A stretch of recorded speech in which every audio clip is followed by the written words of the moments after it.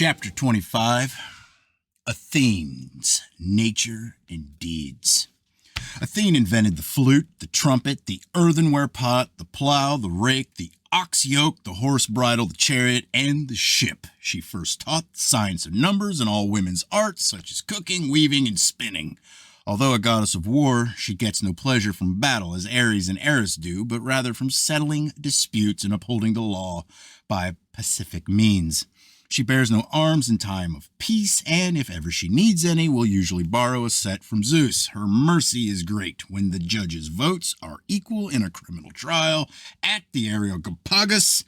She always gives a casting vote to liberate the accused. Yet, once engaged in battle, she never loses the day, even against Ares himself, being better grounded in tactics and strategy than he, and wise captains always approach her for advice. B. Many gods, titans, and giants would gladly have married Athene, but she has repulsed all advances.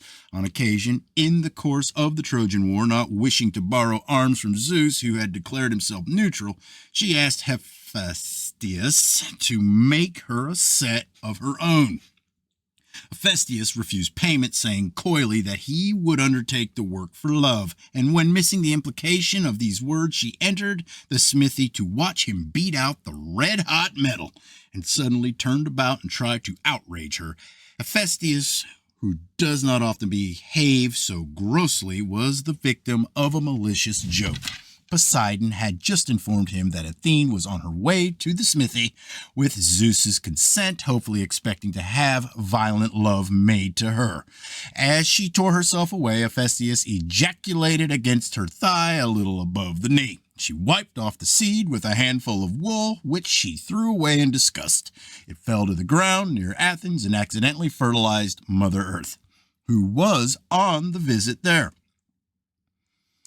Revolted at the prospect of bearing a child with Hephaestus,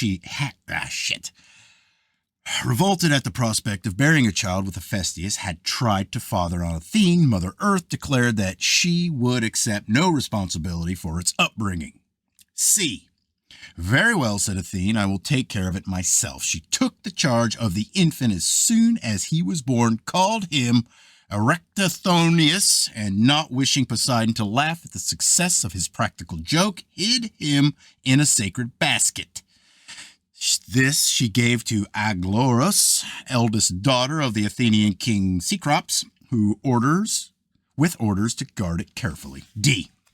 Cecrops, a son of Mother Earth, and like Ericthonius, whom some suppose to have been his father, part man, part serpent, was the first king to recognize paternity. He married a daughter of Actius, the earliest king of Attica. He also instituted monogamy, divided Attica into 12 communities, built temples to Athene, and abolished certain bloody sacrifices in favor of sober barley cake offerings. His wife was named Aglaurus, and his three daughters, Aglauros, Herse, and Pandorosos, lived in a 3-roomed house on the Acropolis. One evening, when the girls had returned from a festival carrying Athene's sacred baskets on their heads, Hermes bribed Aglaurus to give him access to Herse, the youngest of the three, with whom he had fallen violently in love. Aglaurus kept Hermes' gold, but did nothing to earn it because Athene had made her jealous of Herse's good fortune. So Hermes strode angrily into the house, turned Aglaurus to stone, and had his will with Herse. After Herse had borne Hermes 2 sons, Cephalus, the beloved of Eos, and Syrinx, the first herald of the Eleusinian mysteries, she and Pandorosos and the mother Aglaurus were curious enough to peep beneath the lid of the basket which Aglaurus had carried. Seeing a child with a serpent's tail for legs, they screamed in fear and, headed by Aglaurus, leaped from the Acropolis. E. On learning of this fatality, Athene was so grieved that she let fall the enormous rock which she had been carrying to the Acropolis as an additional fortification, and it became Mount Lysibatus. As for the crow that had brought her the news, she changed its color from white to black and forbade all crows ever again to visit the Acropolis. Ericthonius then took refuge in Athene's Aegis, where she reared him so tenderly that some mistook her for his mother. Later he became king of Athens, where he instituted the worship of Athene and taught his fellow citizens to use the use of silver. His image was set among the stars as the constellation Auriga. Auriga. I don't know. Auriga. Since he had introduced the four-horse chariot. F. Another very different account of Argolos's death is current, namely that once when an assault was being launched against Athens, she threw herself from the Acropolis in obedience to an oracle and so saved the day. This version purports to explain why all young Athenians, on first taking up arms, visit the temple of Argolos and there dedicate their lives to the city. G. Athene, though as modest as Artemis, is far more generous. When Tiresias one day accidentally surprised her in a bath, she laid her hands over his eyes and blinded him, but gave him inward sight by way of compensation. H. She is not recorded to have shown petulant jealousy on more than a single occasion. This is the story.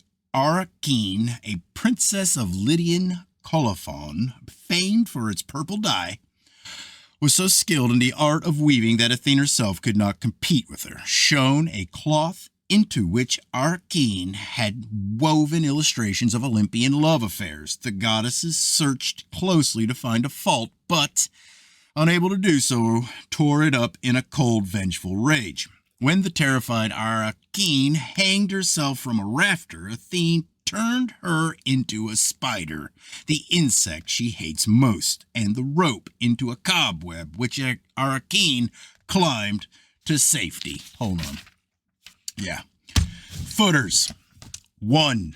The Athenians made their goddess's maidenhood symbolic of the city's invincibility, and therefore disguised early myths of her outrage by Poseidon and Boreas, and denied that Ericthonius, Apollo, and Lycnus were her sons by Hephaestus. They derived Ericthonius from either Aaron, wool, or Eris, strife, and Chthonus, earth, and invented the myth of his birth to explain the presence in archaic pictures of a serpent child peeping from the goddess's Aegis. Poseidon's part in the birth of Ericthonius may originally have been simpler and more direct one. Why else should Ericthonius introduce the Poseidon four-horse chariot to Athens? 2. Athene had been the triple goddess, and when the central person, the goddess as nymph, was suppressed in myths relating to her transferred to Aphrodite, or Athea, or Eclipse, there remained the maiden clad in goatskins who specialized in war, and the crone who inspired oracles and presided over all the arts. Ericthonius is perhaps an expanded form of Ericthonius, meaning from the land of heather, rather than much earth, as is usually said. The Athenians represented him as a serpent with a human head because he was the hero or ghost of the sacrificial king who made the crone's wishes known. In this crone aspect, Athene was attended by an owl or a crow. The ancient royal family of Athens claimed descended from Ericthonius and Erictheus and called themselves Ericthedes.